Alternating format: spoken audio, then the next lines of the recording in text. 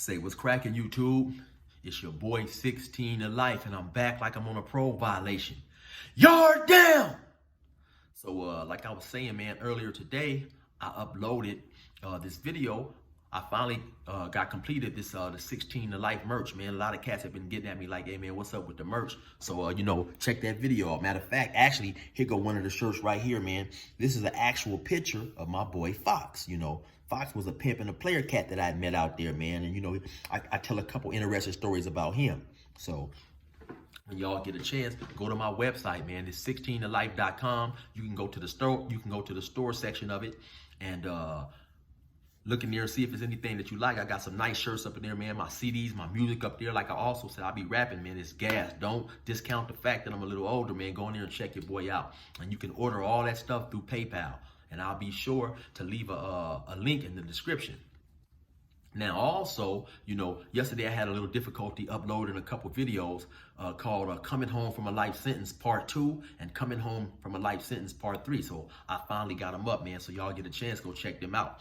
Now, let me hop into this story. But before I do, be sure to like, subscribe. You can drop a comment, and also be sure to hit that notification bell. Make sure you hit that notification bell. That way, anytime I drop a story, you'll be notified. Now, for those of y'all that's new to my page, in 1994, I got arrested and I was eventually sentenced to 16 years plus life. I ended up doing 24 years straight in these California prisons, and I accumulated some stories for y'all, man. But today, this particular story is going to be actually about before I got locked up, So let's hop into it, man. In 1989, I started going to Billings, Montana. I had some cousins who lived out there. So, I went out there, and it happened to be in December. Now, it was extremely cold out there. Matter of fact, I think it might have been 10 degrees below zero when I went out there, Me and my uncle, we had rode out there. So, I took me some dope and shit out there. But when I first got out there, I didn't like it, man. It was extremely cold, and I didn't really know nobody. But come to find out later on, Montana had an extremely lucrative drug trade popping off out there. So, I started meeting a lot of pimps and players and shit out there. They had a lot of them, especially out there from Rockford, Illinois, from Wisconsin, from Chicago, from Oakland, a little bit of everywhere, So, I started by me, out there hustling, doing my thing. I started meeting some of these dudes. Plus, I had some cousins out there who was already, doing their thing. So, through being connected with them, I met a lot of these dudes. So eventually, I started to like it a whole lot out there. Now, at some point in time, maybe about 2 years down the line, I meet this pimp / pickpocket by the name of Fox. Fox was from Georgia, And so I got a couple of other good stories, man. Y'all go check them out. So this particular day, I happened to pull up to what's known as the Arcade Bar. Now, the Arcade Bar is a spot that all of, the cats out there in the nightlife, we frequented the Arcade Bar, go through there to hustle, whatever, hang out, play pool, we shot a lot of dice or whatever. So now, this particular day is probably like 10, 11 o'clock in the morning. So now when I pull up to the bar, it just so happened, Fox, he lived across the street from the bar. He stayed in this 2-story house that somebody was renting, they was renting rooms out, and he happened to have the whole downstairs. So anyway, when I pull up, I see this orange, it's like an orange yellow, like kind of like light or some shit, coming across the parking lot. At some point in time, I noticed that it's Fox. So when he get a little closer, I noticed that he got a construction hat on, So I get out and shit. I'm like, and now for those of y'all, like I say, who may have not seen my previous stories, Fox used to dress like Pops from the Wayne brothers. This motherfucker would have on these tight-ass polyester pants, these weird shirts and shit with collars and flowers and shit all on him, So he was a funny-looking character already, So when he come over there, he said, "What's up?" I say, "Hey, Fox, what's up, man? What's going on?" And my boy Fox was from Georgia, and so I say, "Fox, what's up, man? What's going on with the construction hat?" He said, "Yeah, yo, chill, man. Yeah, it's time to go to work on these hoes, man. I gotta go to work, man. Yeah, and he always kept his hand on his face and shit. So we stood out there and we chopped it up for a minute. Then we walked into the bar. Like I say, it was early, so the bar was relatively empty, except for the lady who used to work in the bar named Teresa. Now, not on this particular day, but on several times, man, I would see Fox cuss her. He'd cuss Teresa out like it was no tomorrow. He'd talk crazy to her and tell her all type of crazy shit. Like one day, he told her, yeah, I'm gonna put a stick of dynamite in your pussy. he'd talk real crazy to her. He'd get mad and he'd leave, go home, I guess. Then he'd come back maybe like 30 minutes, 40 minutes later. He'd walk in. He'd be like, yeah. How you doing, Teresa? He'd speak to her like he hadn't just cussed her ass out and was talking about putting dynamite in her pussy and all type of crazy ass shit, right? So, but like I say, not on this particular day, but so anyway, we go back outside. We out there, we chilling. So we chopping it up, we talking now. He told me that Fox had a hoe too. Now his hoe was probably about, I don't know, Jeannie was older, probably about 45, 50. She had a body that I didn't want to see, most definitely. You know what I'm saying? But anyway, he told me that she was out turning the trick or whatever, so he was waiting for some bread. So he say, his real question probably he wanted to know, he said, yeah, Chill, man, you got any of that shit on you? So I said, yeah, man, what you need? So I go to pull it out. He said, well, no, not here. Let's go over to my house. So we hop into my car. We ride over there. We get up in there, So I asked him, what you need and shit. Now Fox, he was from the old school, man, and his word was his bond, you know what I'm saying? So he always believed in paying his debts, and never not once, because I gave him plenty credit, never not once did he get something on credit and not pay. So, I asked him, hey, what's up, man? What you need? He told me, give him a gram. His favorite line was this right here. Man, chill, man. Just tell me what I owe you, man. Just tell me what I owe you. So, I gave him a gram. Of course, I told him, okay, this is $100 right here. So he said, all right.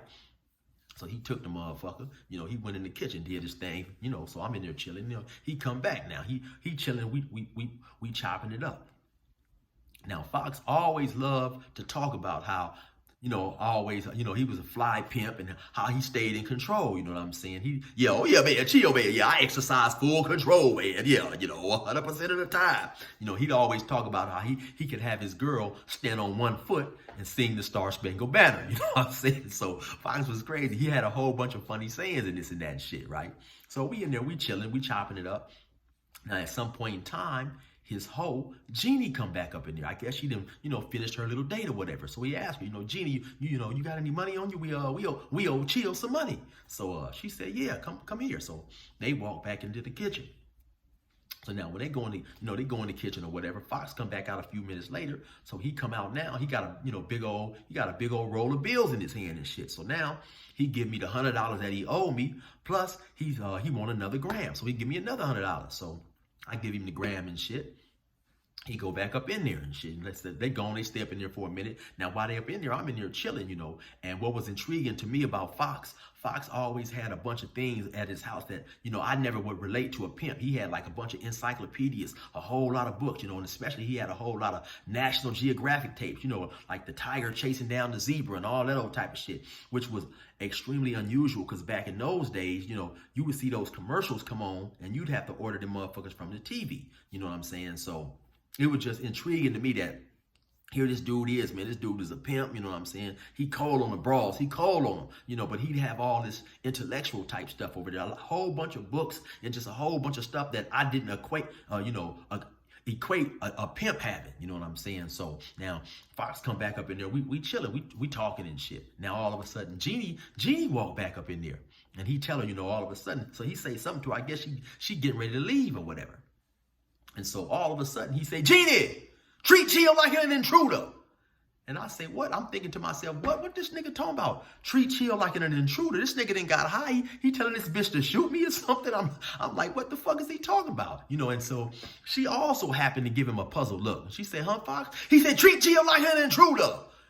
Bark at him. So I bullshit you not, right? He said, bark at him. So she get down on all fours, man, and start barking at me and shit. So I'm sitting there, I'm on the couch now. I'm looking like, man, what the fuck these high-ass motherfuckers got going on? They got some weird type of ritual up in this motherfucker. I don't know if I should kick her in the face and get up out of there, break wide. I don't know what the fuck is going on. So then he grabbed her by the back of the collar, and he tell her, now growl at him, yo. Growl. So now she down doing all. No, so now he tell her, heal, bitch, heal. So now I'm sitting there like these motherfuckers tripping like a motherfucker. So all of a sudden he tell her, all right, now get up. So she get up and shit. He tell her to go on about her business. So she walk out the door and shit. Now he's standing there, yeah, man, Chill. What I tell you, man? Yeah, I'm in control, man. These niggas ain't pimps. So he'd always be talking about, one of his favorite sayings was, yeah, yo, yeah, man, Santa Claus won't even bring you a real man. So I'm sitting there, I'm laughing like a motherfucker. Now this dude just made this girl get on all fours and bark at me and shit. So, that was some crazy shit. So I remember another time too. I'm chilling in the bar, right? I'm in the bar and shit. This is at nighttime. Fox is up in there. The bar is full of motherfuckers. It's probably a Friday night, because on Friday, the bar be full of motherfuckers, So at some point in time, another pimp come up in there. Now, his name was Jeffrey, but some of the younger bras around there, they had started calling him Scary Curl, because he'd always had this dry, fucked up ass curl. Plus, we way out there in Montana. This is 1990, 1991. There ain't no stores out there with no States Off-Road, none of that old type of shit. So, his curl would all be looking fucked up. Plus, the dude, he be smoking dope. His curl would be fucked up, dry, and leaned all over to the side and shit. He's probably like in his early 20s. So he come up in there, buy some dope from me. So now Fox happened to be up in there with one of his partners named T-Baby. T-Baby was a pimp from Seattle. T-Baby was a fat dude, man, kind of brown skinned. He always used to wear one of those hats that the captains who drive boats, they be wearing. So he used to wear one of those all the time. So at some point in time, Fox recognized the dude buying some dope from me. So he come over there. Now Fox get on him about, I guess, Scary Curl had bought some dope for Fox or something. He had been owing Fox for a long, long time. Fox, I guess, was upset about seeing this dude continually buy dope or whatever and not paying him his money. So all of a sudden, Fox punched him. He said, "Get him, T-Baby!" Now his buddy T-Baby, he grabbed him. So now they sitting there, they struggling with Scary Curl. Now Scary Curl is, "Oh, help me, Jones. Now see, like the pimps back then, they used to call each other Jones, like the same way, like Bloods would call each other Blood or whatever, Crips say Cuz or whatever. So he's screaming and hollering, "Help me," because they in there fighting him and punching him 2-on-1, and Scary Curl, he really ain't fighting. Plus now Fox is digging in his pocket, trying to go in his pocket and take his money and all this sort of type of shit. So he Scary Curl, he flailing. So at some point in time, Fox called to Jeannie, his hoe. Jeannie happened to be up in there. He said, Jeannie, give me that there bottle. So now she reached down, she grabbed a Budweiser bottle, but every time she try to hand him the bottle, Scary Curl, he know that if Fox get that bottle, Fox gonna bust him upside his head with the motherfucker. So every time she try to hand him the bottle, he like slapped the bottle or hit her hand or, make sure she dropped the bottle or some shit like that. So he said again, "Jeannie, give me that there bottle. Hit him over the head with it." So now they grabbed him, they wrapped him up. Hit him over the head with it. So she kept, she was hitting him in the head with it. Plink, plink. But by her hitting like a woman, it really wasn't doing no power. So they ended up slammed him on the ground, and Fox picked up the bottle. Fox bust him over the head with it and shit. Now his head is bleeding and shit. He hollered, "Oh, Jones, help me. So he finally hopped up, man, and ran up out of there. And shit. So, that was another interesting story, man. Like I say, Fox would always tell me he exercised 100% control over his hoes and shit, you know what I'm saying? So Fox, he was burnt out, man. But anyway, I hope y'all like that story, man. Stay rocking with your boy, man. It's 16 to life, man. I'm up out of here, man. Oh, hey, I forgot. Resume normal program.